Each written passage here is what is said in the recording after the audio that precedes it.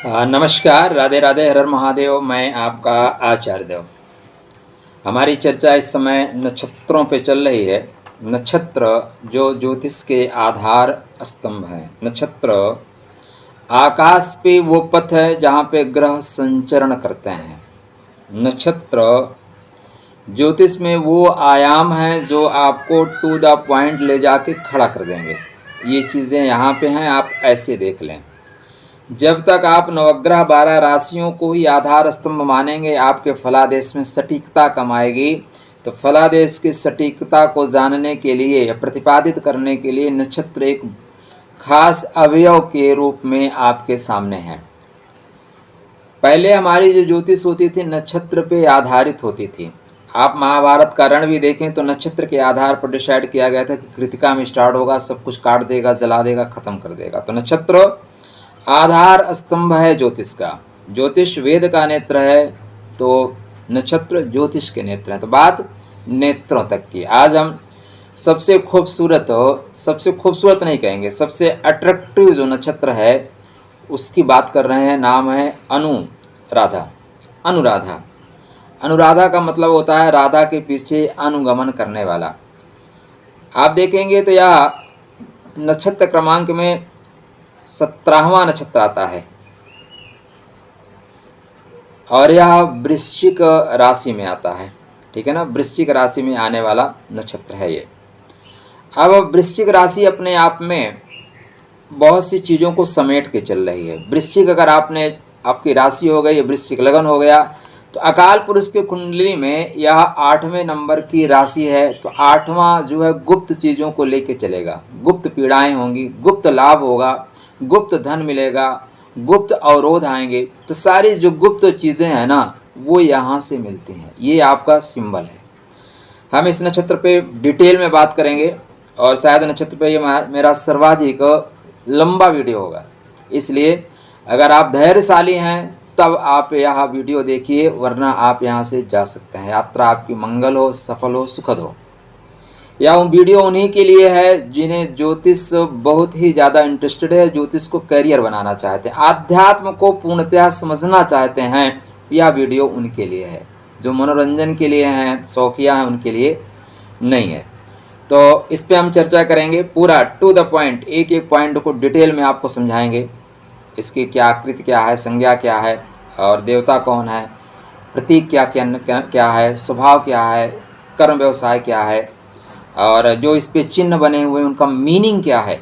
ठीक है ना, इतना डिटेल में वार्ता करेंगे। तो पहला आपसे विनम्र अनुरोध है, आप देखिएगा, आराम से देखिएगा। आपको अगर ये वीडियो पसंद आता है तो लाइक करिएगा, नहीं पसंद आता डिसलाइक कर दीजिएगा। चैनल को सब्सक्राइब ज़रूर करिएगा, ये आपकी जिम्मेदारी बनती है। मित्रों तक जोड़िएगा। चलिए, तो इसको नाम है इसका अनुराधा। अनुराधा का मतलब होता है सफलता। अनुराधा का एक मतलब होता है सफलता।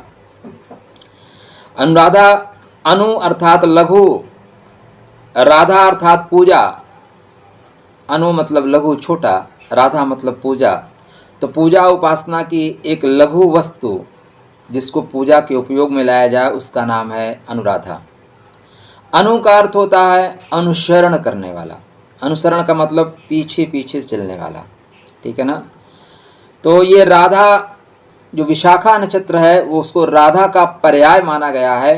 तो ये विशेष शाखाओं में अपने आप को परिवर्तित करने के लिए उसका अनुगमन, राधा का अनुगमन करेगा। तो राधा का अनुगमन करने वाला जो नक्षत्र है उसका नाम है अनुराधा। ठीक, राधा कौन है? तो राधा कृष्ण की शक्ति है। एक वर्ड है धारा।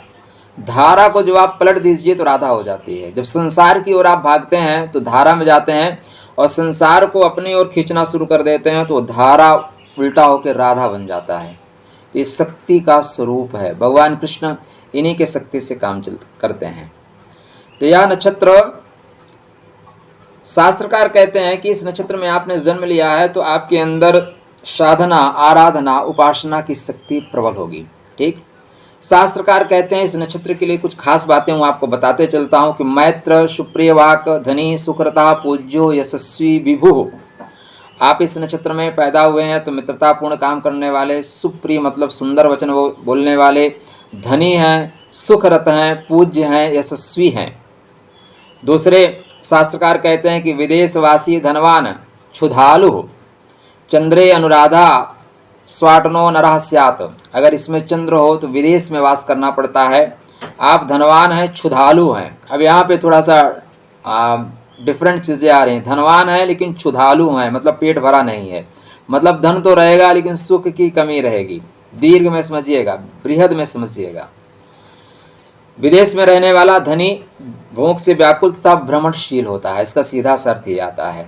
एक और महत्वपूर्ण शास्त्रकार कहते हैं कि नृप कार्य रतो सूरो, आप राजा के कार्य करने के लिए बने हुए हैं। राजा मतलब सरकार का सपोर्ट करने के लिए बने हैं। विदेशस्थो अंगनः प्रिय सुरूपो छन्न पापश्च विकलांगो मैत्रधिष्ठया। चंद्रमा यहाँ पे हो और चंद्रमा पे बुध और मंगल की दृष्टि आ जाए, चंद्रमा वृश्चिक में हो और चंद्रमा पे बुध और मंगल की दृष्टि हो, चंद्रमा शुक्ल पक्ष का हो, तो ऐसा जातक अपने जीवन में प्रचुर धन संपदा स्थापित कर लेता है, प्रचुर धन संपदा बना लेता है। ये तो शास्त्रों की बात है, जीवन में घटित क्या होता है। ठीक, चलिए स्टार्ट करते हैं टू द पॉइंट। थक जाइएगा तो आराम से देखिएगा, 2 बार 3 बार में देखिएगा। तो इस नक्षत्र की जो आकृति है, ठीक है ना, आकाश पथ पे पहली बात ये वृश्चिक में 3:20 से लेके आप देखेंगे तो 16:40 तक इसका विस्तार है। आकाश मंडल में देखेंगे तो 213 डिग्री से लेके 326 डिग्री तक, 226 डिग्री तक इसका विस्तार है आकाश पथ पे।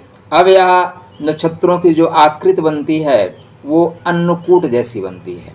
अन्नकूट, दीपावली के जस्ट बाद एक महोत्सव मनाया जाता है भारतवर्ष में, अन्नकूट महोत्सव, नाम आपने सुना होगा।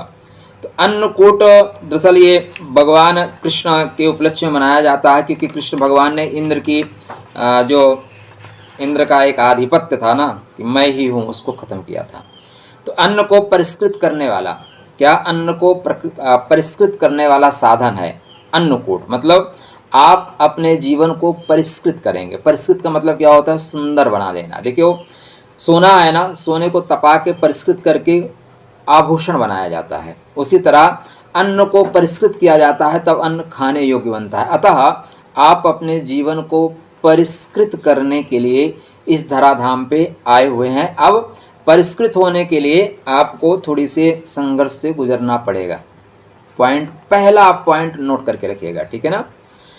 अन्नकूट अन्न का समूह है भक्ति की। अब देखिए इसमें जो भगवान कृष्ण की पूजा होती है, भगवान कृष्ण ने क्या किया था, छोटी वाली उंगली पे गोवर्धन पर्वत को उठा लिया। इंद्र ने 7 दिन लगातार वर्षा की, अंत में थक के हार गए। तो यहाँ की जो शक्ति है, भक्ति की शक्ति, शक्ति को हराने वाली है। क्या पॉइंट आया, भक्ति की शक्ति शक्ति को पराजित कर देने वाली है। यह अन्नकूट का मतलब है, ठीक है ना। अन्नकूट इसी चीज़ का प्रतीक है। अब इसके आगे बढ़ेंगे तो मित्र जो है ना, मित्र इसके देवता जो हैं वो मित्र हैं। देवत्व मित्र कौन है, कुंडली में आएगा मित्र कौन है। तो मित्र जो है ना, ये ब्रह्मा जी के पुत्र माने जाते हैं। ब्रह्मा जी के 2 पुत्र साथ साथ हुए, 9वें नंबर के जो पुत्र हैं इनको ब्रह्मा जी का पुत्र माना जाता है। ये देव और दानव दोनों के बीच में मीडिएटर का काम करते हैं। देवता और दानव दोनों के बीच में जो मीडिएटर का काम करने वाला है उसको मित्र देवता बोलते हैं। ठीक, ये कश्यप ऋषि के ये कश्यप ऋषि की 9वीं संतान है। कश्यप ऋषि कौन है, भगवान ब्रह्मा की संतान है, और कश्यप ऋषि की 9वीं संतान है। 10वीं संतान वरुण है। मित्र और वरुण साथ साथ चलते हैं। ठीक, जल जगत के देवता हैं। जल जगत में जो जल का ऊपर का आवरण है उसके देवता वरुण होते हैं, लेकिन जल के अंदर जो शक्तियां काम करती हैं उन शक्तियों के साथ काम करने के लिए मित्र देवता का सृजन हुआ, या मित्र देवता की जिम्मेदारी है। यह हर परिस्थिति में सकारात्मक नकारात्मक दोनों स्थितियों को सामंजस्य बनाने वाले देवता हैं। अब ये देखें, मित्र, वरुण, उर्वशी। मित्र, वरुण, उर्वशी तीन के संयोग से ही इस संसार सागर में अगस्त पैदा हुए, जिन्होंने समुद्र को लांग गए। कथा है कि समुद्र को पी गए, अगस्त ऋषि हुए। और इन्हीं से वशिष्ठ की उत्पत्ति हुई। वशिष्ठ मतलब विशिष्ट, वशिष्ठ ऋषि बहुत महत्वपूर्ण ऋषि हैं, अभी इसी पे इनकी चर्चा आएगी। तो ये मित्र जो देवता हैं, इतनी चीज़ों को लेकर चलते हैं, इतने महत्वपूर्ण है इस नक्षत्र पे। तारा संख्या 4 है। 4 धर्म, अर्थ, काम, मोक्ष, चतुर्थ 4 पुरुषार्थ, 4 वर्ण, ठीक है ना, ब्राह्मण, क्षत्रिय, वैश्य, शूद्र, 4 अवस्था, 4 बहुत महत्वपूर्ण है। तो तारा संख्या क्या है? 4 है। संज्ञा क्या है? मृदु है। मृदु मतलब मीठा है, मीठा मतलब सरल है, मीठा मतलब शुगर नहीं, मीठा मतलब सरल है। इसके जो वर्ण हैं ब्राह्मण है। देखो, ईश्वर हमारा जातिवादी नहीं है, ईश्वर हमारा वर्णवादी है। हम कहते हैं ना कि ईश्वर भाई ये बनाया है, और जब कुंडली मिलाते हैं तो कुंडली में कहते हैं ना ब्राह्मण को नाड़ी दोष लगता है। असल ब्राह्मण जाति को नाड़ी दोष नहीं लगता। 99% लोग आपको यही बताएंगे। आप मिश्रा हो, पांडे हो, उपाध्याय हो, शुक्ला हो, तिवारी हो, आपको नाड़ी दोष लगेगा। ईश्वर जातिवादी नहीं है मित्र, ईश्वर तो वर्णवादी है। वर्ण मतलब आपका जो तत्व है, तत्ववादी है। तो तत्व आप ब्राह्मण का लेके पैदा हुए हैं, इसलिए इस दोष लगता है, नाड़ी दोष लगता है। तो ब्राह्मण का मतलब है ज्ञान प्राप्त करना, ज्ञान लेना, ज्ञान देना। तो आप ज्ञान लेने और ज्ञान देने के लिए बने हुए हैं, ठीक है ना। ज्ञान लेंगे भी, ज्ञान देंगे। आपके जो गण हैं उनका नाम है देवगण। देवगण का तात्पर्य है अब आपको अच्छा आचरण करने वाला बनना पड़ेगा। देवता मतलब जो दे सकता है, और देवता का मतलब होता है जो पूजनीय हो। और पूजनीय कौन होता है? जिसके आचरण अच्छे हों वही पूजनीय होता है। चरण तभी पूजे जाते हैं जब आपके आचरण अच्छे हों, वरना चरण पूजे नहीं जाते। आप ईमानदार हैं, मतलब देवगण में हैं तो ईमानदार होंगे, चरित्रवान होंगे, संस्कारी होंगे, कोमल हृदय रखेंगे, दयालु होंगे, बुद्धि का पुट आपके अंदर ज़्यादा होगा तो आप बुद्धिमान होंगे, सकारात्मक सोच सदैव रहेगी, सदैव निर्माण की भावना रखेंगे, सौम्यता और शुभता ही आपको देवत्व का गुण प्रदान करेगी। अगर आपके अंदर सौम्यता शुभता है तो आप देव गुण में हैं, नहीं तो फिर मनुष्य गुण में है, वरना राक्षस गुण में चले जाएंगे। तो गुण का ये मतलब है। योनि जो है मृग है। मृग का क्या मतलब है? योनि आपकी मृग है। मृग एक ऐसा जीव है जो सबके साथ सहज से सरल से चला जाता है। मृग अपने परिवार पालन पोषण करने की जिम्मेदारी उठाता है। मृग योनि में खासियत होती है कि अपने पार्टनर को सदैव खुश रखना चाहते हैं, चाहे उनकी इच्छा हो या ना हो, खुश रखना चाहते हैं। अश्व योनि के बाद सर्वाधिक जो प्रिय योनि होती है उसको मृग योनि ही बोलते हैं। इसी की ज़्यादा आवश्यकता है लोगों को।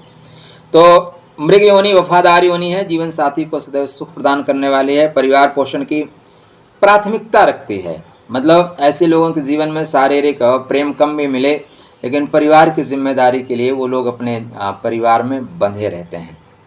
प्रत्येक समय में तैयार रहते हैं जीवन साथी का साथ निभाने के लिए, और जीवन साथी को पूरा स्नेह देते हैं। और अक्सर इनके जीवन साथी जो है इनको उतना महत्व नहीं देते, लेकिन फिर भी जीवन साथी को ये लेके चलते हैं परिवार के लिए और बच्चों के लिए।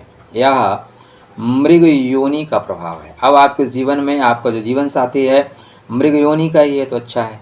कहीं व्याघ्र योनि का होगा तो पूरी ज़िंदगी आपको नोचेगा खाएगा। श्वान योनि का होगा तो पूरे जीवन आपको नोचेगा खाएगा, ठीक है ना। सिंह योनि का होगा, पूरे जीवन आपको नोचेगा खाएगा, डरा के रखेगा।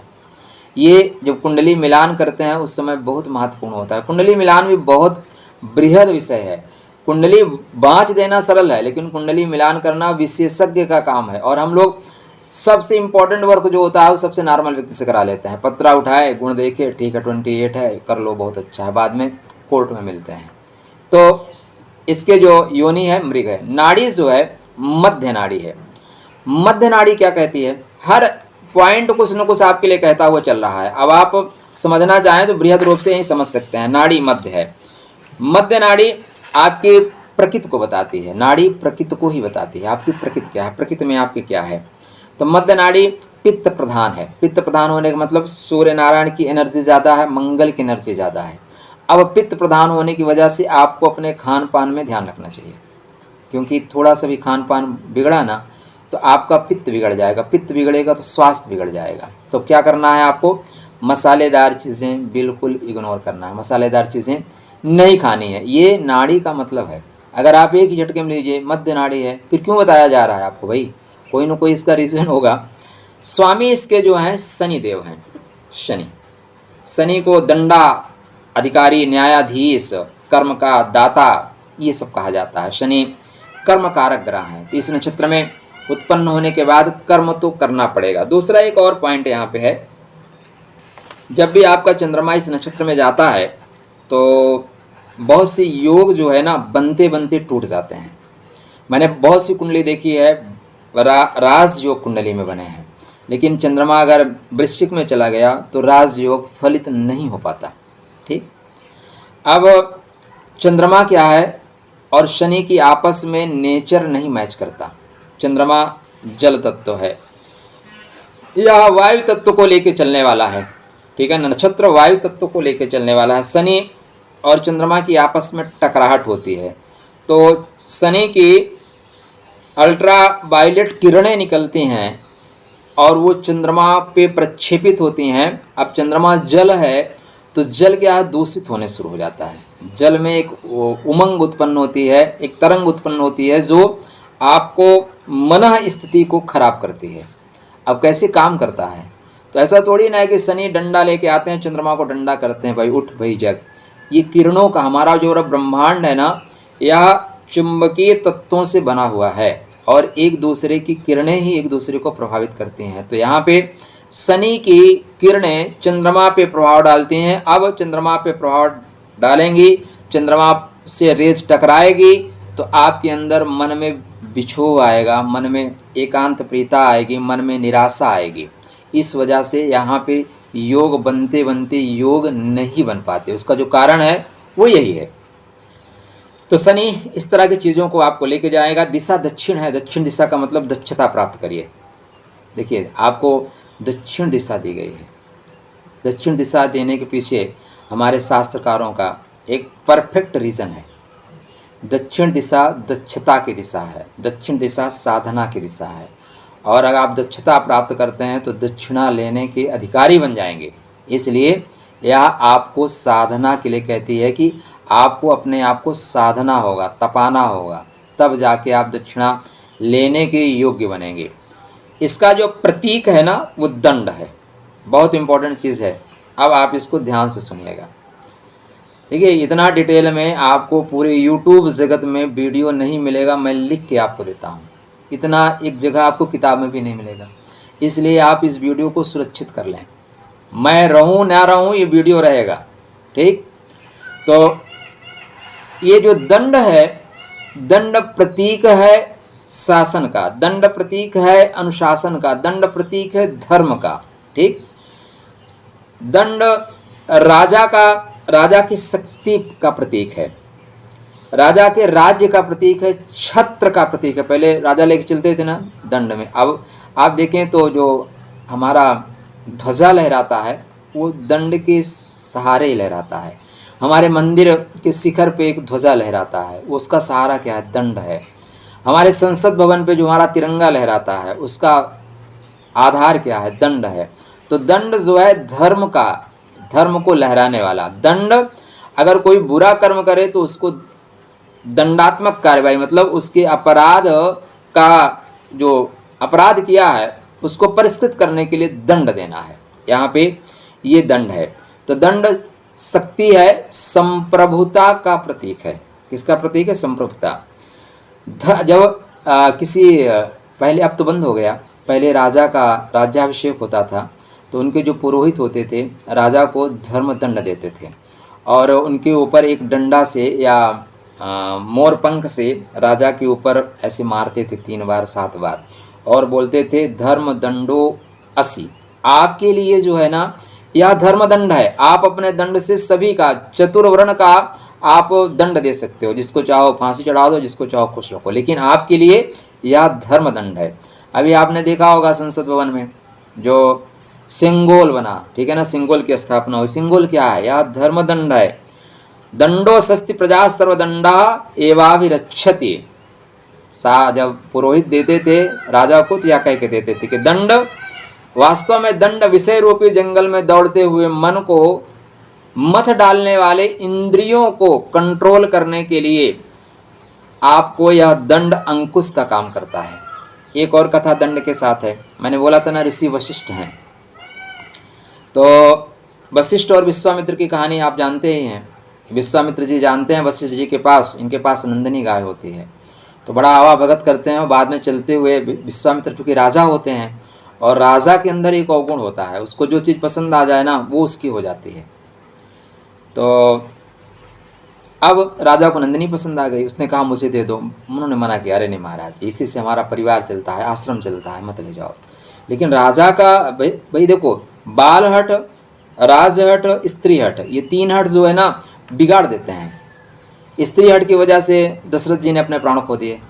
ठीक, अब यहाँ पे राज हट टकरा गया, बोले नहीं हम तो ले जाएंगे महाराज, अपने सैनिकों को लगा दिए। वशिष्ठ जी ने बार बार मना किया, भाई मत ले जाओ, प्लीज़ रहने दो महाराज, माफ़ करो।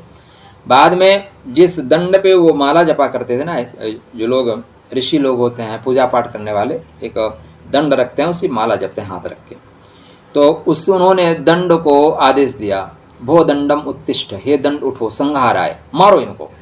और कथा ये कहती है कि अकेला दंड उठ के उनके पूरी सेना को मार दिया, हाथ पैर तोड़ के गिरा, मार मतलब हाथ पैर तोड़ के गिरा दिया, परास्त कर दिया। तो वहाँ पे विश्वामित्र जी वशिष्ठ जी के चरणों में जाके बैठ के बोलते हैं, धिक बलम क्षत्रिय बलम ब्रह्म तेजो बलम बलम। उसी दिन के बाद वो अपना जो है तुणीर वो सब कुछ राजसी चीज़ वहीं छोड़ते हैं, बोलते हैं क्षत्रिय का बल को कोई मतलब नहीं है, ब्राह्मण का बल ही बल है। और उसी दिन के बाद विश्वामित्र राज्य का परित्याग करके ब्रह्म ऋषि बनने की ओर अग्रसर हो जाते हैं। यह दंड का महत्व है। किसका महत्व है? दंड। तो आपका प्रतीक क्या है? दंड। दूसरा प्रतीक आपके दंड का मतलब अब जीवन में संघर्ष करना पड़ेगा। इस नक्षत्र में आए हो तो संघर्ष है, दंड जैसा आपको रहना पड़ेगा, हर परिस्थिति का सामना करना पड़ेगा, कठोर बनना पड़ेगा। किसके लिए? आत्मविकास के लिए। किसके लिए? परमात्मा से मिलन के लिए, संसार से उठने के लिए। अब दूसरा जो प्रतीक चिन्ह है वो कमल है। कमल बहुत सुंदर, मतलब सर्वाधिक आकर्षक पुष्प जो होता है उसका नाम है कमल।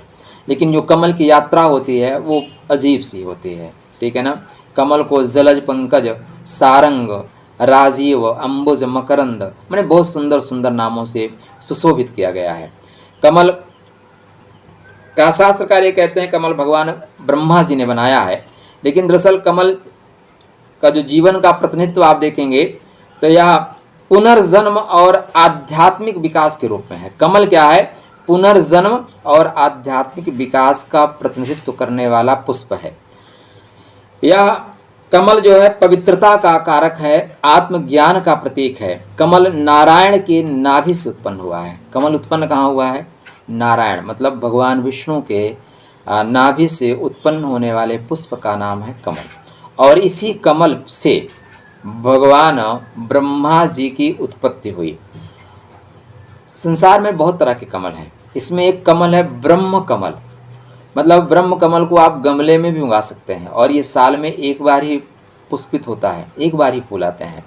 तो कमल कीचड़ में खिलता है लेकिन जल के ऊपर रहता है, मतलब संसार में आप पैदा हुए हैं तो कीचड़ में रहना पड़ेगा, लेकिन आपकी जो आत्मा है, आपके जो विचार हैं वो जल के ऊपर, संसार के ऊपर रहेंगे। अतः अब आपको संसार समझेगा नहीं। आप जो बातें करोगे लोग बोलेंगे बेवकूफ़ है, कहाँ की बातें करता है, क्योंकि उनके जो मेधा लेवल है ना, मेंटल लेवल है, उस लेवल से आप ऊपर की बात कर रहे हैं। आपकी जो थॉट प्रोसेस है वो ऊपर की है, इसलिए ज़्यादातर लोग आपको 85% लोग आपको नहीं समझ पाएंगे, ठीक, क्योंकि आप ज्ञान के सतह पे बात कर रहे हो। लोग कीचड़ में खड़े हैं, आप जल के ऊपर खड़े हो, संसार में हो, लेकिन आपकी जो प्रयास है संसार से ऊपर निकल जाने का है। कमल कहाँ रहता है? जल के ऊपर रहता है, लेकिन जड़ें कहाँ हैं? कीचड़ में है।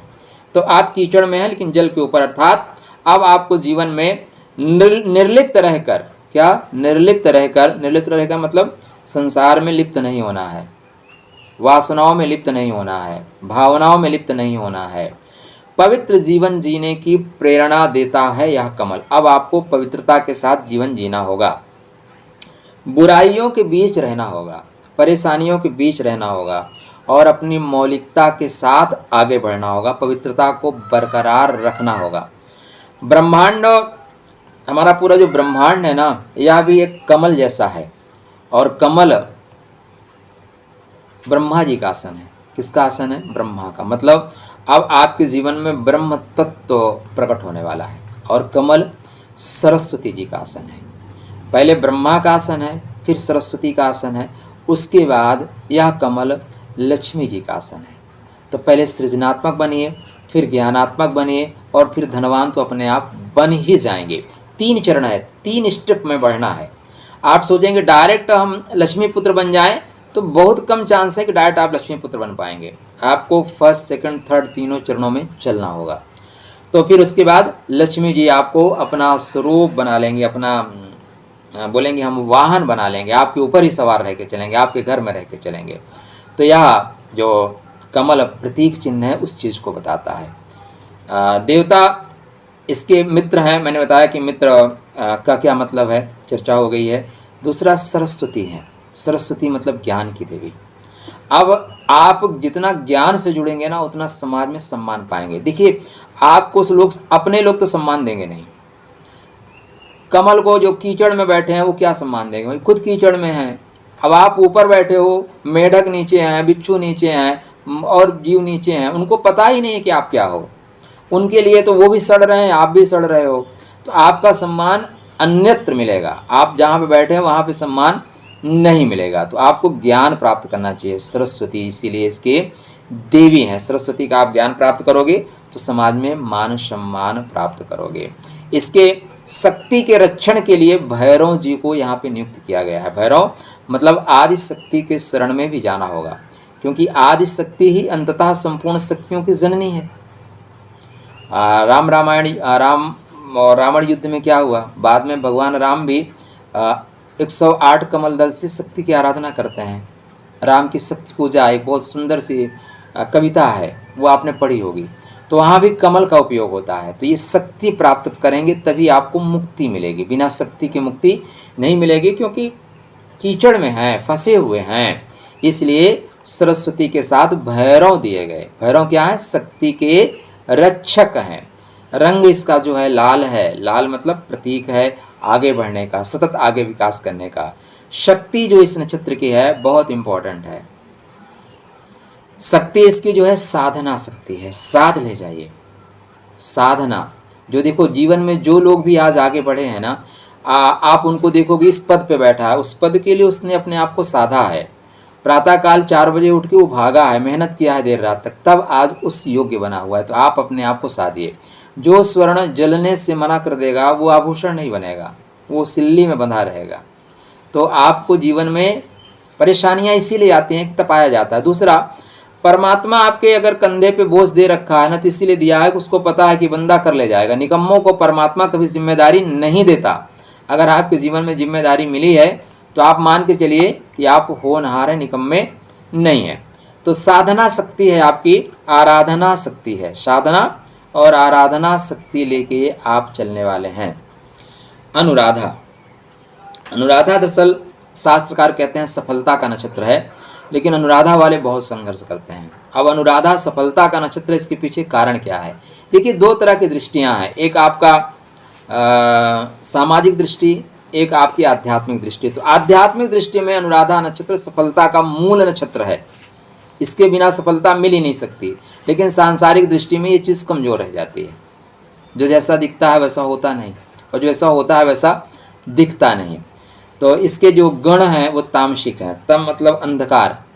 तो आप शुरू में अंधकार में रहेंगे, बाद में अंधकार से आपको उजाले की ओर बढ़ना है। पहले अंधेरे में रहेंगे, वहाँ से उजाले की ओर धीरे से आपको निकलना है, उजाले तक जाना है, प्रकाश तक जाना है। तब तो अग्नि है, बहुत इंपॉर्टेंट चीज़ है अग्नि। अग्नि जो है पंच तत्वों में बहुत महत्वपूर्ण तत्व है। अगर अग्नि दूषित हो जाए तो जीवन नष्ट हो जाएगा। आप सोचिए आपकी जठराग्नि दूषित हो जाए तो क्या हो जाएगा? खाना ही नहीं पचेगा, पाचन शक्ति कमजोर, सब कुछ खत्म। 1 महीने में 10 दिन में बीमार होगी और गोविंदाय नमो नमः हो जाएगा, मर जाओगे महाराज। जब तक आपकी पाचन शक्ति अच्छी है, कुछ भी खाओ पच जाएगा। मतलब आप पत्थर भी चबाओ, बहुत से जीव हैं पत्थर खाते हैं, पत्थर पचा ले जाते हैं। किसकी वजह से? इसी अग्नि की वजह से। एक अग्नि ये है, दूसरी अग्नि हमारे घर में है जो हमें खाना बना के देती है, और तीसरी अग्नि सबसे महत्वपूर्ण अग्नि जो हमारे पंच तत्वों को डिवाइड कर देती है, छित जल पावक गगन समीरा, जो जिसका उसको बांट देती है। तो अग्नि आपको आपके पाप साप ताप को जलाने के लिए है, ठीक है ना, नॉर्मल अग्नि नहीं है। बोर तो नहीं हो रहे हैं?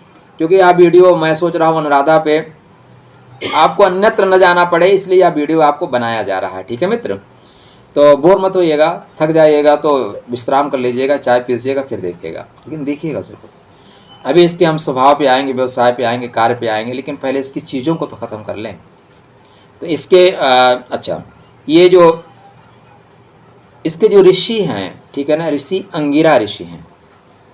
हर ऋषि का एक जीवन में मतलब होता है। आपके जो ऋषि हैं उनका एक मतलब है मित्र। अब आप नहीं समझ पाते, अच्छा आप नक्षत्रों पे ऋषि क्यों दिया गया? ऋषि बताने की क्या बात है? अंगिरा ऋषि हैं, न बताते तो क्या हो जाता, बता दिए तो क्या मिल गया? तो इसलिए थोड़ा सा अंगिरा को जानिए। अंगिरा जो है पर ब्रह्म का ध्यान किया इन्होंने अपने इंद्रियों को अपने अंदर की ओर मोड़ा। मैंने आपको पहले ही पॉइंट में बोला था, राधा। देखिए, जब आप अपनी एनर्जी को बाहर की ओर ले जाते हैं तो संसार की ओर ले जाएंगे। जब एनर्जी को आत्मसात करना शुरू करते हैं तब वो राधा के रूप में क्रिएट होना शुरू होती है। भगवान कृष्ण ने क्या किया? संसार को ही अपने अंदर खींच लिया, इसलिए राधा जैसी शक्ति प्रकट हो गई। पॉइंट बहुत महत्वपूर्ण है, सोचिएगा तब समझिएगा, तुरंत रिप्लाई करने की जरूरत नहीं है।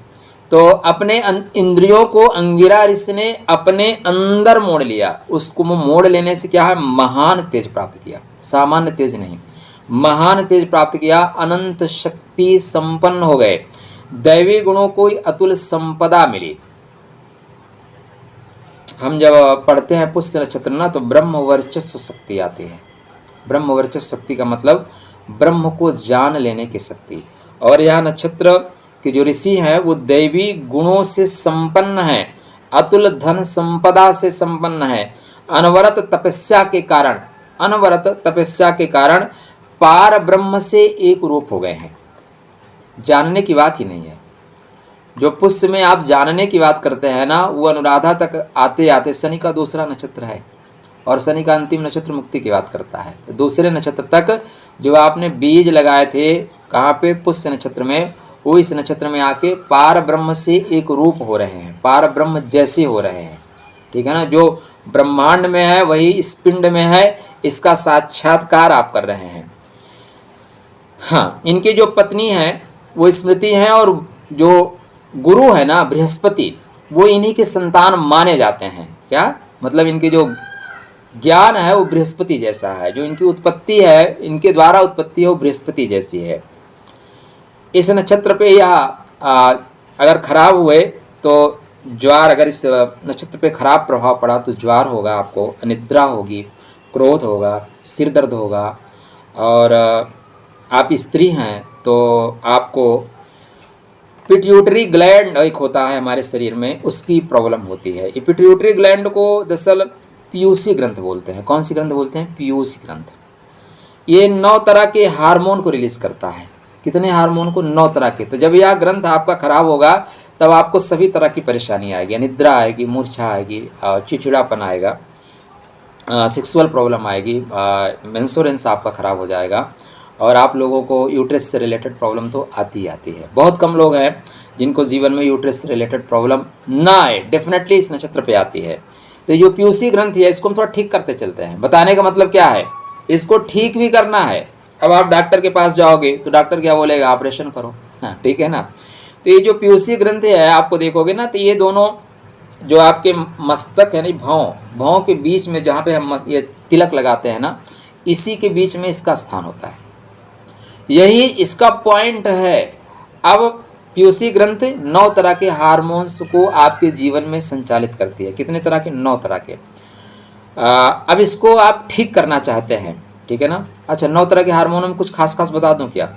कि जो 9 हार्मोन होते हैं ना, इसमें लंबाई बढ़ाने वाला, आपको स्वस्थ रखने वाला, महिलाओं के हृदय स्तन में दूध देने वाला, दूध की जो बढ़ोतरी है, और जो आपके शरीर में विकास होता है, जो टीन एज होती है, जो सेक्सुअल विकास होता है, मांसपेशियों की ग्रोथ को बढ़ाने वाला जो स्राव होता है वो पीयूसी ग्रंथ से होता है। पीयूसी ग्रंथ के भी 2 पार्ट हैं, ठीक है ना। पिट्यूटरी ग्लैंड जो है 7 तरह के हार्मोन प्रथम पार्ट से रिलीज करता है और 2 तरह के हार्मोन दूसरे भाग से रिलीज करता है, ठीक है ना। इसमें एक का नाम है ऑक्सीटोसिन। यह महिलाओं के जीवन में चाइल्ड बर्थ के समय यूट्रस को मजबूती प्रदान करता है। मैंने आपको पहले ही बोला था कि आप लोग अगर इस नक्षत्र में पैदा हुए हो तो यूट्रस से रिलेटेड प्रॉब्लम आएगी। अब आप डॉक्टर के पास बिना जाए ही इसको ठीक करना चाहें तो क्या करेंगे? डॉक्टर के पास जाएंगे, डॉक्टर सीधा बोलेगा ऑपरेशन करो। अब आपकी क्षमता 20,000 की है तो 20,000 ले लेगा, नहीं 1 लाख ले लेगा, ऑपरेशन कर देगा। तो उसको ठीक कैसे करना है उसका मैं उपाय बताऊंगा। या इसका जो स्राव होता है वो सेक्सुअल बिहेवियर को ठीक करता है। इसका जीवन में बड़ा रोल होता है और इसको शास्त्रकार लव हार्मोन्स के नाम से जानते हैं। शास्त्रकार नहीं, साइंटिस्ट इसको लव हार्मोन्स के नाम से जानते हैं। और इसमें से दूसरा जो निकलता है उसको बोलते हैं वासोप्रेसिन। किडनी पर प्रभाव देता है। कहाँ पे प्रभाव देगा? किडनी पे। अब आपकी पीयूसी ग्रंथि खराब हुई तो आपको किडनी से रिलेटेड प्रॉब्लम आएगी। आपकी पीयूसी ग्रंथ खराब हुई तो यूट्रस से रिलेटेड प्रॉब्लम आएगी। पीयूसी ग्रंथ खराब हुई तो जठराग्नि खराब हो जाएगी और अब आपको पाचन शक्ति में प्रॉब्लम आएगी, उदर विकार आएगी। और जब उदर विकार आएगी तो आपको गैस बनेगी तो कंसंट्रेशन कहाँ रहेगा? कंसंट्रेशन नहीं रहेगा तो इस जीवन में उत्पत्त होने का जो आप प्रयोजन लेके पैदा हुए उसका कोई मीनिंग नहीं रहेगा। इसलिए राधे राधे। मैं भाव में आऊँगा तो ऐसे ही बोलूँगा, ठीक है ना। मैं भाव में ही रहता हूँ। खैर, तो अंगिरा जो ऋषि है बहुत महत्वपूर्ण है। इतना बृहद वर्णन आपको कहीं और मिलेगा तो हमें बताइएगा, हम भी जानना चाहेंगे। इसलिए आप पीयूसी ग्रंथ को ठीक कैसे करें? तो पीयूसी ग्रंथ को ठीक करने के लिए आपकी अनामिका उंगली, इसको बोलते हैं अनामिका, कनिष्ठिका मध्यमा अनामिका, तर्जनी मध्यमा कनिष्ठिका अनामिका। तो ये जो उंगली है ना सूर्य नारायण की उंगली, इसको बोलते हैं अनामिका। अब आप अनामिका उंगली को इस पर रखिए, ठीक, और 10 बार इसको घुमाइए, थोड़ा प्रेशर देके। बहुत प्रेशर नहीं देना, थोड़ा प्रेशर देके 10 बार आप घुमाइए। आप ऐसा जो है हफ्ते में 3 बार 4 बार या कुछ दिन, ज़्यादा नहीं करना है, नहीं तो फिर ये तत्व जागृत होना शुरू हो जाएगा।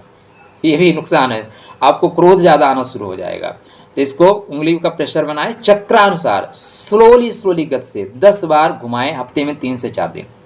आप देखेंगे आपकी पीयूसी ग्रंथ ठीक हो जाएगी और आपको जो चाइल्ड रिलेटेड प्रॉब्लम आ रही है, लाइफ में सेक्सुअल प्रॉब्लम आ रही है, इसमें जो आप चतुर्थ चरण में जाएंगे ना तो इम्पोर्टेंसी भी आती है। इस नक्षत्र में इम्पोर्टेंसी भी आती है, लेकिन वो चरणानुसार। तो वहाँ तक हम ये यात्रा कर रहे हैं। आप थक गए हो तो पानी और चाय पी लीजिए। हमारी यात्रा तो शुरू हुई, अभी तो शुरू हुई है। तो 3:20 से लेकर 16:40 तक वृश्चिक में 213:20 से लेकर 226 अंश तक चलने वाला जो नक्षत्र है उसका नाम है अनुराधा नक्षत्र। यह हृदय की नाड़ियों पर प्रभाव रखता है और इसका जो आपके जीवन में प्रभाव है यह कमल जैसा है। व्यक्तित्व आपका कमल जैसा डेफिनेटली बना के रखेगा। आप जीवन में आए हो तो कमल जैसे रहना पड़ेगा, ठीक है मित्र। हाँ, इसकी एक और खास बात है, मैं बता के तब इसको खत्म करता हूँ। द्वादशी तिथि है। कौन सी तिथि है? इस नक्षत्र की द्वादशी तिथि है वैशाख शुक्ल पक्ष के 15 दिन इसको माने जाते हैं। द्वादशी तिथि देने के पीछे कारण क्या है? द्वादशी तिथि भगवान विष्णु की तिथि है। विष्णु को नारायण स्वरूप में पूजने का पूजे अगर आप द्वादशी तिथि को तो महायज्ञ का फल मिलता है। क्या मिलता है? महायज्ञ का फल मिलता है यदि द्वादशी तिथि में नारायण की पूजा आप करते हैं तो। तिलदान, गंगा स्नान, यह कार्य आपको इस दिन करना चाहिए। वैशाख शुक्ल पक्ष की जो द्वादशी है यह निसंतान को संतान देने वाली है। संतान द्वादशी इसको बोलते हैं। तो अगर आप निसंतान हैं, संतान संबंधी प्रॉब्लम से आप परेशान हैं तो प्लीज़ आप इस तिथि का इस्तेमाल करिए। डेफिनेटली आने वाले समय में आपको संतान की प्राप्ति होगी, ठीक। हाँ, राधे राधे राधे राधे बोलते रहिए। इस नक्षत्र के साथ कहा गया है कि परित्यक्त भार्या परित्यक्त देहा, ठीक है ना। संन्यास वृत्ति तु बंदनाम। अब आप इस नक्षत्र में उत्पन्न हुए हैं तो परित्यक्त भार्या, जीवन साथी का त्याग कर देंगे। परित्यक्त देहा, आप अपने जीवन में अपने देह का परित्याग कर देंगे। संन्यास वृत्ति, संन्यास वृत्ति आप धारण करेंगे और आप वंदनीय हैं। क्या है? वंदनीय हैं।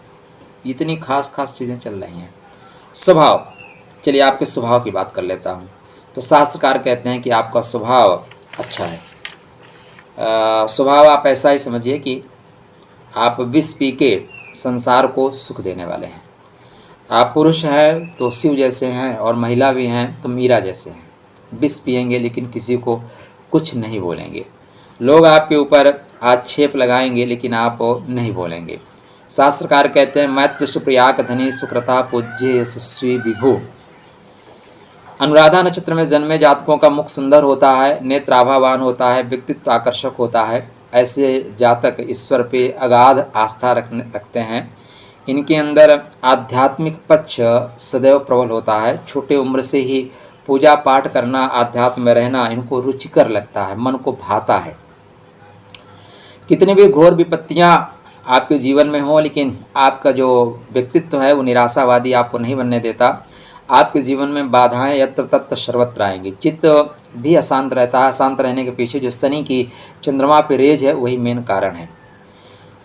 आपको कोई आपके लक्ष्य से डिगा ही नहीं सकता। आपने जो टारगेट बना लिया कि हमें ये हिट करना है तो आप हिट ही करेंगे।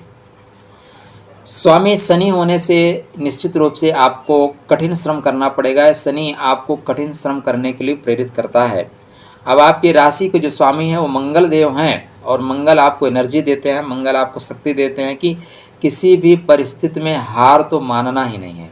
तो हार तो आप मान ही नहीं सकते। हर परिस्थिति में आप संघर्ष करेंगे, डट के विरोध करेंगे। वृश्चिक राशि लोगों को सही वक्त पे सही तरह से जवाब देने के लिए जानी जाती है। आपने अगर उनका अपमान किया है तो सही वक्त पे सही तरीके से सही जगह आपको अपमानित किया जाएगा। बस वक्त का इंतजार करिए, वो आपको छोड़ेंगे नहीं। वृश्चिक राशि का आप देखा है बिच्छू, बिच्छू डंक जरूर मारेगी, लेकिन बिच्छू का जो जीवन होता है ना दोस्त, बहुत टफ होता है। एक वीडियो लगाऊं क्या कुछ सेकंड का, देखिए कुछ ऐसा ही होता है। जीवन भर जिनके लिए आप करते हैं, जिनके लिए आप जन्म देते हैं, वही आपको इस तरह खा जाता है।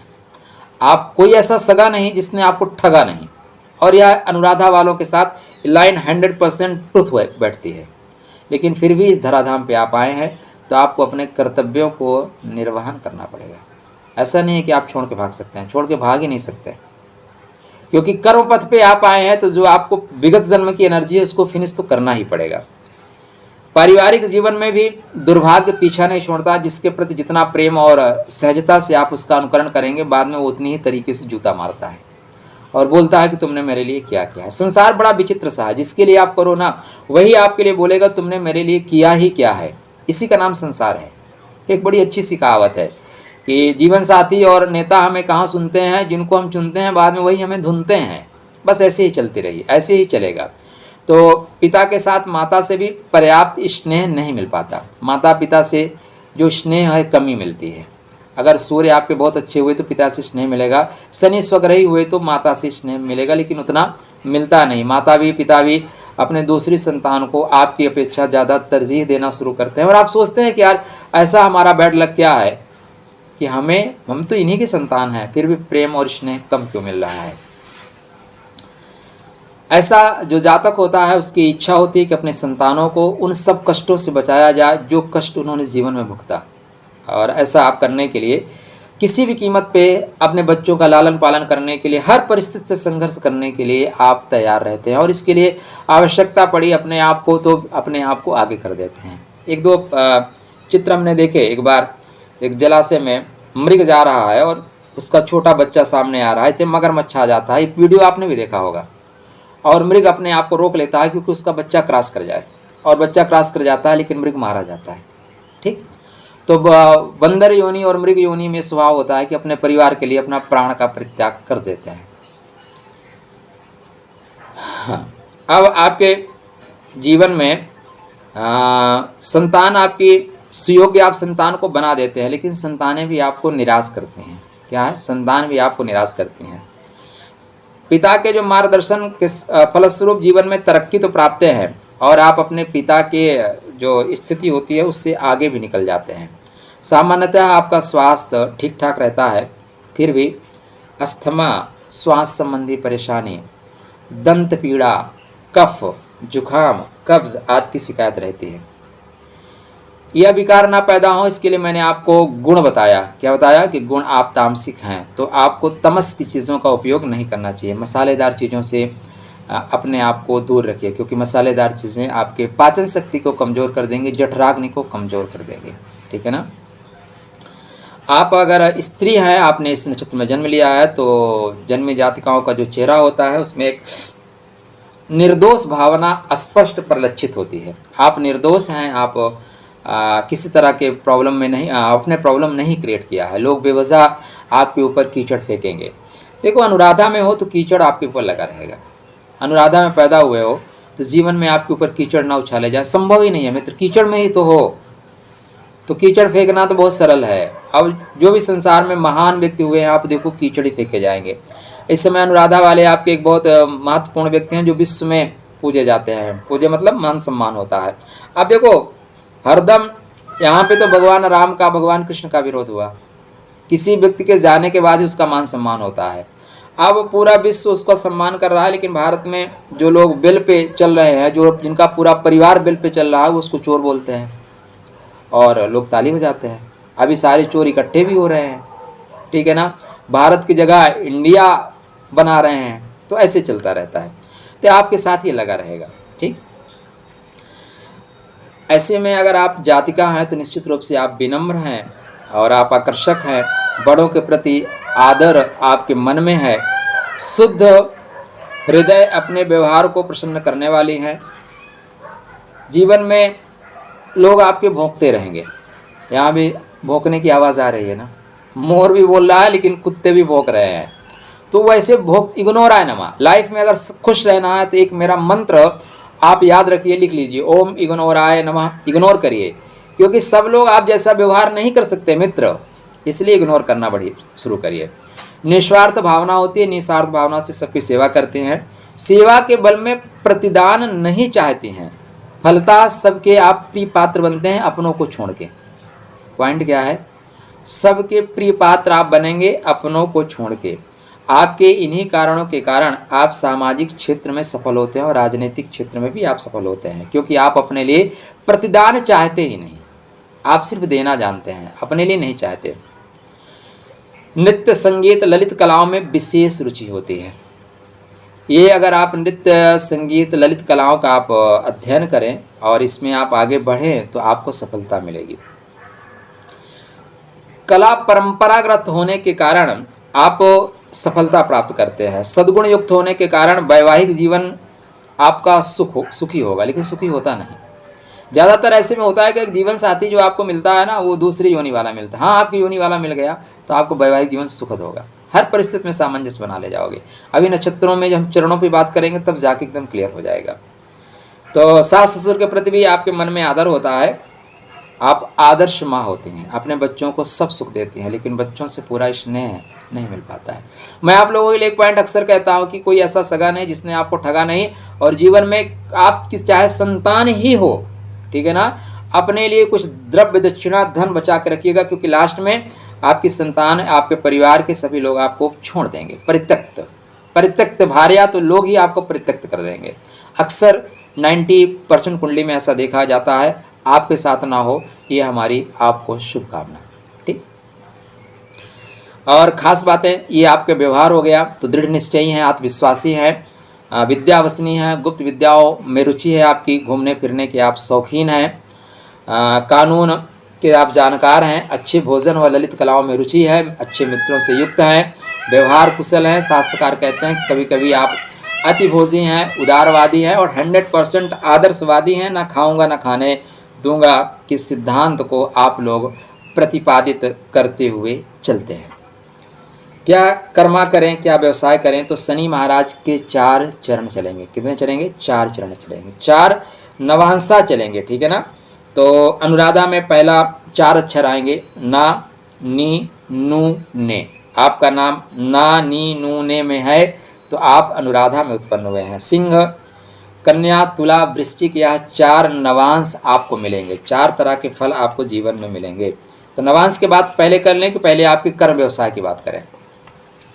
हम आपको कर्म व्यवसाय बताएंगे, आपके लव लाइफ के बारे में बताएंगे, संतान के बारे में बताएंगे, कर्मा के बारे में बताएंगे, और कौन से नक्षत्र को पकड़ें जिससे आपका कर्म बेहतर हो उसकी वार्ता करेंगे डिटेल में। तो अभी आप बोल रहे होंगे अब कितना डिटेल में, ठीक है ना, लेकिन डिटेल तो चलेगा।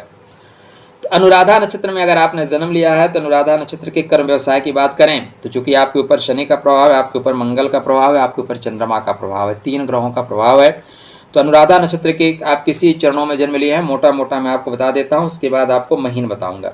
तो राशि से मंगल है और नक्षत्र स्वामी शनि महाराज है, अतः आप कानून के जानकार हैं।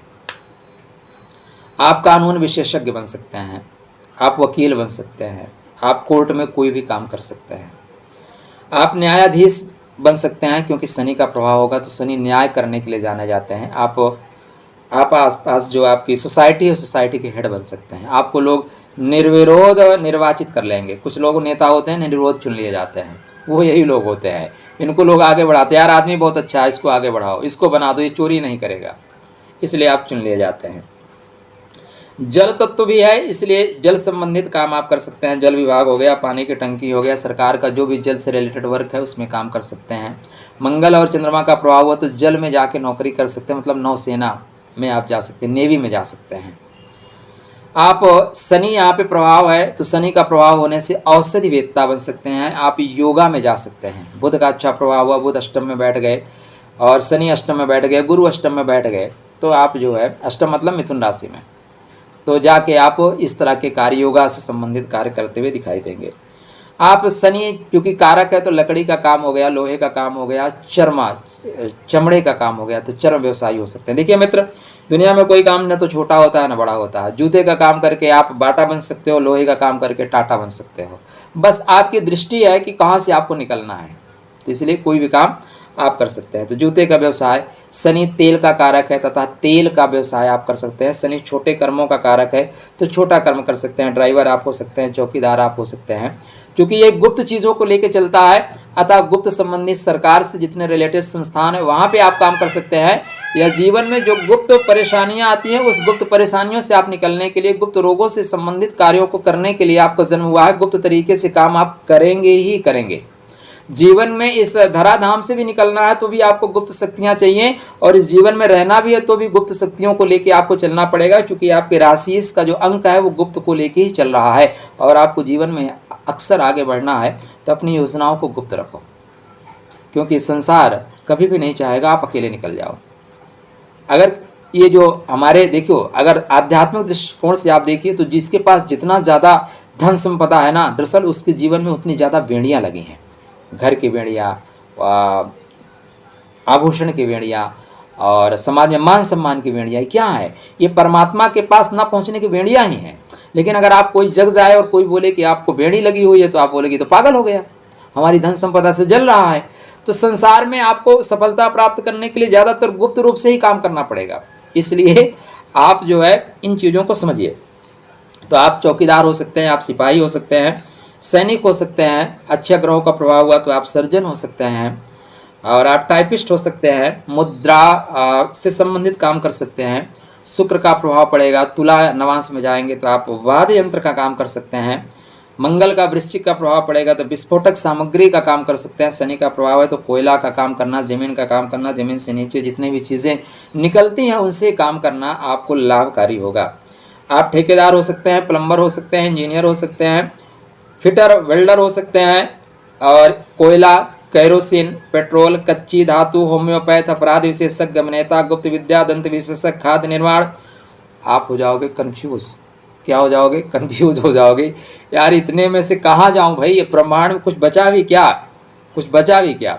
मोटा मोटा बताऊँ, कानून से रिलेटेड वर्क, न्यायाधीश, जल विभाग, औषधि से रिलेटेड वर्क, आप गुप्त विशेषज्ञ बन सकते हैं, सर्जन बन सकते हैं, सेना में, पुलिस में, आविष्कारक आप बन सकते हैं, उत्खनन, अभिनेता, गुप्त विद्या की कारकत्व को लेकर चल रहा है, अतः यहाँ पे इतनी चीज़ें बन सकते हैं। डिटेल जानकारी तो आपकी कुंडली बताएगी, क्योंकि सिर्फ एक चीज़ से आपका कर्म व्यवसाय नहीं होगा। अभी शनि से जो 10वां नक्षत्र है आपका, वो भी बताएगा कि आपको कौन सा कर्म व्यवसाय करना चाहिए। आपके सूर्य नारायण और आपके शुक्र महाराज जहाँ बैठे हैं उस नक्षत्र का प्रभाव लेके आपके जीवन में चलेंगे, इसलिए यह डिटेल में ही आपको समझ में आएगा, कुंडली से ही पता चलेगा। फिर भी अब शनि का नक्षत्र है तो शनि आपको एकांत प्रिय बनाएगा। शनि वायु तत्व को लेकर चलता है, इसलिए हवा में उड़ाएगा, हवा में। अब देखो राशि जल तत्व है, वृश्चिक में जल की मात्रा ज़्यादा है, थोड़ा सा आग का प्रभाव है लेकिन जल ज़्यादा है। जल और हवा, तो जल को, बादल को जो है वायु आकाश में उड़ा रहा है, तो ज़्यादातर क्या होगा, आप एकांत में जाना चाहोगे लेकिन संसार आपको खींच लेगा, उड़ा देगा, आपका मन कहीं और करेगा, आप कहीं और काम करोगे, ये चीज़ें आपके साथ चलेंगी। शनि आकाश में रहने वाला है, इसलिए आकाश की बात करेगा। आप धराधाम पे पैदा हुए हो लेकिन दृष्टि आपकी आकाश पे होगी। आप जो है परमात्मा की बात करोगे, आप आत्मा की बात करोगे, आप गुप्त विद्याओं में जाओगे तो नक्षत्रों की बात करोगे। अब देखिए इस धराधाम पे मटेरियल लाइफ की बात करनी चाहिए, मैं आपको बोल रहा हूँ नक्षत्रों की बात, ठीक। तो ये सारी चीज़ें आपके शनि के प्रभाव में आएगा। अनुराधा का प्रभाव होगा तभी आएगा, क्योंकि साधना का है मित्र, साध लेने का है। हाँ, और प्राणवायु का कारक है, तो इसलिए योग में जाएंगे, प्राणवायु को संचित करना है। न्यायालय का प्रतीक है चंद्र, और शनि की अंदरूनी दुश्मनी जो है आपको कुंठा युक्त कर देगी। क्या करेगी, कुंठा युक्त। चंद्रमा की अल्ट्रा वायलेट जो किरणें हैं वो आपके मन को मत देंगी, इसलिए आप एकाग्र हो जाएंगे, कुंठाग्रस्त हो जाएंगे, दिल ही टूट गया जी कर क्या करेंगे, ठीक है ना। इस तरह के चीज़ें आपको पसंद आती हैं। सूर्य और शनि की जो टकराहट है, चंद्रमा और शनि की टकराहट आपके मन को व्यग्र करेगी, और सूर्य नारायण और शनि की यहाँ पे टकराहट मतलब प्रथम नवांश में वो आपके कर्म क्षेत्र पे जो है प्रभाव ज़्यादा डालेगी। अगर मंगल का सहयोग हुआ, अब आप चरणों की बात कर लेता हूँ। कौन से चरण की बात, तो प्रथम जो चरण होगा, प्रथम चरण में सिंह नवांश मिलेगा। कौन सा मिलेगा, सिंह नवांश। सूर्य मंगल शनि, सूर्य मंगल शनि होने से आपका गोरा रंग होगा। शास्त्रकार कहते हैं कि बड़ी विशाल बाजू छाती होगी, ताम्रवर्ण आपके नेत्र होंगे, घमंडी का मान मर्दन करने वाले आप होंगे, साहसी होंगे, धन कमाने वाले होंगे। लेकिन यहाँ पे सूर्य और शनि की टकराहट देखने को मिलती है, क्योंकि सिंह नवांश मिलेगा, तो सूर्य शनि की टकराहट। मंगल ने अगर सहयोग किया तब तो आप आगे निकल जाओगे, मंगल सहयोग नहीं करेगा तो फंस जाओगे। मंगल ने सहयोग किया, आप देख लो अनुराधा नक्षत्र के प्रथम चरण में आपने जन्म लिया है, तो किसी न किसी कंडीशन की वजह से 11 वर्ष 6 माह कुछ दिन के बाद आप परिवार को छोड़ दोगे। हो सकता है एजुकेशन लेने के लिए जाओ, ननिहाल चले जाओ, बुआ के यहाँ चले जाओ, हॉस्टल में चले जाओ, किसी न किसी कारण से आप 11 वर्ष 6 माह के बाद परिवार से दूर हो जाएंगे, और वापस लौट के आएंगे तो चमक कर आएंगे। ये भी चीज़ें हैं। तो अब दूसरे चरण में आप हैं, तो यहाँ पे बुध, मंगल और शनि 3 को मिलेगा, तो आप बहुत अच्छे व्यापारिक बुद्धि के बनेंगे, ठीक है ना। और यहाँ पे आप बुद्धिमान होंगे, मजबूत कंधे होंगे, भुजाएं आपकी मजबूत होंगी। शास्त्रकार कहते हैं यत्नपूर्वक धन इकट्ठा करने वाले आप होंगे, यत्न धन इकट्ठा कर लेंगे। स्पष्ट होंगे, मजबूत शरीर होगा, गोरा रंग होगा, सुंदर होंगे, रसीले होंठ होंगे। ये किसी शास्त्रकार ने लिख दिया, तो इस तरह की चीज़ें चलेंगे। यहाँ पे बैंक से रिलेटेड आप जितने भी काम है कर सकते हैं। आप बहुत अच्छे मीडिएटर बन सकते हैं, बहुत अच्छे काउंसलर बन सकते हैं, बुध का प्रभाव है। वहीं पे तृतीय चरण में आपने जन्म लिया है, तो मंगल शुक्र शनि, मंगल शुक्र शनि, कहीं कहीं पर स्त्री गमन या इस तरह की चीज़ें, लंपटता वाले योग बनते हैं, ठीक है ना। तो लंपटता वाला जो योग है वो तृतीय चरण में बनेगा। रीजन मंगल शुक्र है, आग है तो तपन तो रहेगी, ये भी कह रहे हैं तपन रहेगी। तो गंभीर प्रकृति, थोड़ी सी नाक आपकी जो होगी चपटी सी होगी, ताम्रवर्ण नेत्र होंगे आप, काम कला में प्रवीण होंगे। तृतीय मतलब तुला, काम कला में प्रवीण होंगे, विद्रोही होंगे, विपरीत पक्ष आपको ज़्यादा खींचेगा, धैर्यशाली होंगे, लंबा कद होगा, सांवला काले बाल होंगे, पुतली आपकी काली होगी, बहुत पॉइंट की बात है, पुतली काली होगी, भारी कंधे वाले होंगे। वृश्चिक के चतुर्थ चरण में आए हैं, तो एक पॉइंट हमने स्टार्टिंग बोला था, परित्यक्त भार्या परित्यक्त देह संन्यास वृत्ति तु वंदनाम, ये इन्हीं के लिए है। जब हमने आपको पीयूष ग्रंथि पिट्यूटरी ग्लैंड के बारे में बताया था तो आपको बोला था कि यहाँ पे जो है वो जो 7वां और 8वां हार्मोन्स है उसकी कमी की वजह से व्यक्ति के अंदर इम्पोटेंसी आती है। कितनी गूढ़ बातें आपके नक्षत्र ने छुपा के रखी हैं, सोचिए कितना, मतलब इतना गूढ़ चीज़ें आपको कहाँ मिलेगा। एक छोटा सा पॉइंट है लेकिन उसमें कितनी गूढ़ चीज़ें छुपी हुई हैं। वहीं से प्रकट हो जाता है कि इस चरण में जाके आपके साथ ही प्रॉब्लम आएगी। तो चतुर्थ चरण में आप उत्पन्न हुए हैं तो आपके अंदर इम्पोर्टेंसी आएगी, डेफिनेटली आएगी। अब यह है कि कब आएगी यह आपकी कुंडली की महादशा अंतरदशा बताएगी, लेकिन आएगी तो डेफिनेटली। इसीलिए ये लोग लास्ट में क्या होता है, परित्यक्त भार्या। पहला पॉइंट क्या है, परित्यक्त भार्या मतलब जीवन साथी को छोड़ देंगे। परित्यक्त देहा, संसार को भी छोड़ देंगे। संन्यास वृत्ति, बचेगा ही क्या संन्यास के लेने के अलावा। ठीक, उदासीन नित रहो गुसाई, रामचरितमानस की पंक्ति है। जब आप ज़्यादा पढ़ते हो तो कहाँ से कहाँ की पंक्ति आ जाती है आपको खुद भी पता नहीं चलता। तो चतुर्थ चरण में अगर आपने जन्म लिया है तो मंगल मंगल शनि, मंगल मंगल शनि, मंगल का नवांश मिलेगा, मंगल की राशि और शनि का नक्षत्र स्वामी है। अतः यहाँ पे अब आपके साथ टकराहट होगी, गंभीर प्रकृति हो जाएगी, चपटी सी नाक हो जाएगी, ताम्रवर्ण नेत्र होंगे आपके, धैर्यशाली होंगे, कोमल पेट होगा, कोमल होंगे, कठिन कार्य करने वाले होंगे, यशस्वी होंगे और यहाँ पे जीवन साथी का प्रत्यक्त करने वाले इम्पोर्टेंसी का शिकार बन जाएंगे। कहाँ पे, चतुर्थ चरण में।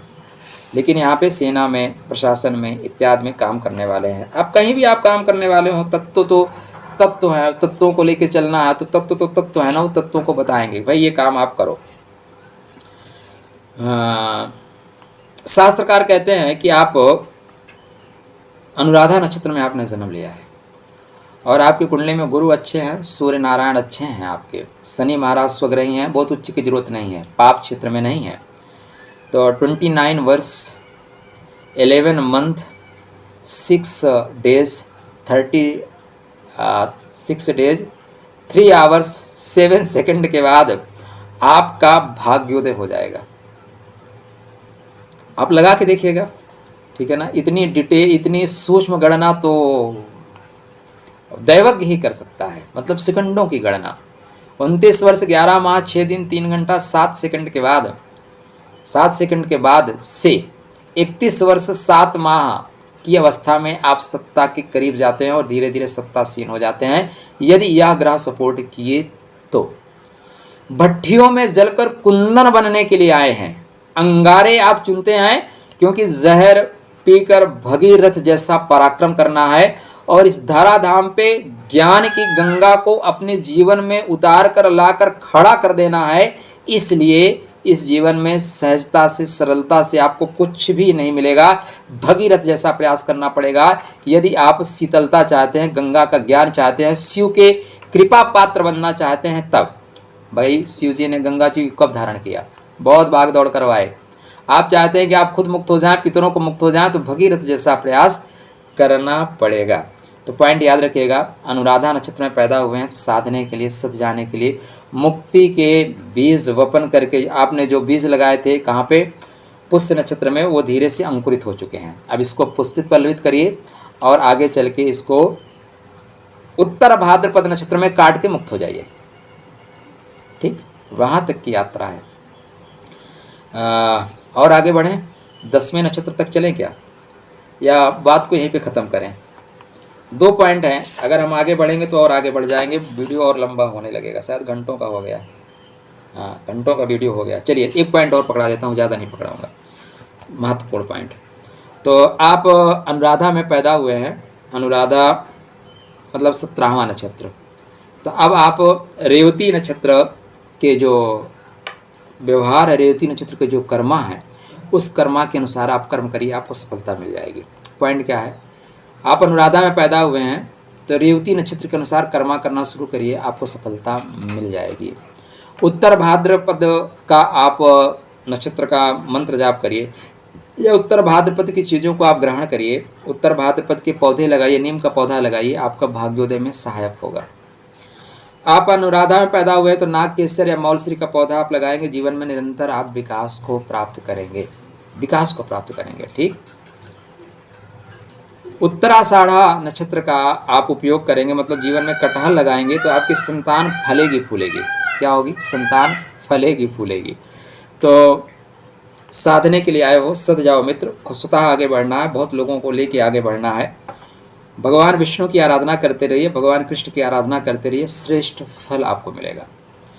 स्टोन में अगर मैं आपको बोलूं तो चूंकि आपके चंद्रमा को मजबूत करना है, लेकिन आपकी मेष लगन से लेकर मीन लगन हो सकती है, राशि तो आपकी वृश्चिक रहेगी, इसलिए स्टोन आपको नहीं बताऊंगा।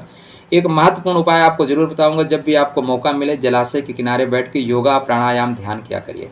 जलाशय के किनारे बैठ के जब भी मौका मिले आप योग शुरू करते हैं तो आप चंद्र नाड़ी से योग स्टार्ट किया करिए। चंद्रमा को, चंद्र नाड़ी को जो है उस चंद्र नाड़ी से ही सांस लीजिए और चंद्र नाड़ी से सांस छोड़िए, मतलब बाएं नाक से सांस लीजिए 10 बार और बाएं नाक से सांस छोड़िए। क्योंकि आपके पीयूसी ग्रंथि सक्रिय होना बहुत ज़रूरी है, इसलिए पीयूसी ग्रंथ को सक्रिय करने के लिए अपनी अनामिका को लीजिए, भौं के मध्य में लगाइए और स्लोली जैसे चक्र को घुमाते हैं वैसे 10 बार आप घुमाया करिए। हफ्ते में 2 दिन 3 दिन 4 दिन आपकी छठी इंद्री जागृत होना शुरू हो जाएगी। यह नक्षत्र में एक चिन्ह है जिसका नाम है दंड। दंड दरअसल ये सप्त चक्रा को दर्शाते हैं, सप्त चक्रा को। हमारे अनुराधा पे और बहुत से वीडियो हैं, वहाँ से आपके जाके डिटेल में जानकारी ले सकते हो, लेकिन मैं चाहूँ कि इस वीडियो में सब कुछ आपको सम्मिलित करके दे दूँ, एक ही जगह से पूरा पैकेज आप लेके चलें। तो यह नक्षत्र आपके चक्रा को, एनर्जी को इकट्ठा करके और आगे जो है आपके मणिपुर चक्र से आगे बढ़ने की बात करता है। कहाँ से? मणिपुर। मणि बनने के लिए तपना पड़ेगा दोस्त, ठीक है ना, मणि बनने के लिए संघर्ष करना पड़ेगा। तो चलिए, खुश रहिए, स्वस्थ रहिए, मुस्कुराते रहिए, चंद्रमा को मजबूत करते रहिए, चांदी की चीज़ों का उपयोग करिए। अभी जो है स्टार्ट होने वाला है एक नक्षत्र मघा, पुष्य चल रहा है मघा। मघा के नक्षत्र का आप जल लेकर रखिएगा। किसका? मघा के नक्षत्र का जल का उपयोग आप वर्ष पर्यंत करिए, बहुत लाभ होगा। पराक्रम में वृद्धि होगी, काम आपका बनेगा। ठीक, वैसे भी पूर्णमासी के दिन आप एक कांच के बाटल में पानी रखा करिए और उसके रात भर रखिए, उसके पानी का उपयोग करना आपकी जिजीविषा को बढ़ाएगा, जीवन शक्ति को बढ़ाएगा।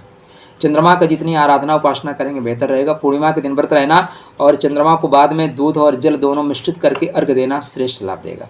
जब भी मौका मिले चांदनी में बैठा करिए, चांद को देखा करिए, चांद से बातें किया करिए, बहुत खुश रहोगे दोस्त। और संसार तो आपको खुश नहीं रखेगा, आंतरिक शक्तियाँ ही आपको खुश रखेंगी। तो भाविये मेट सकहीं त्रिपुरारी। राधे राधे।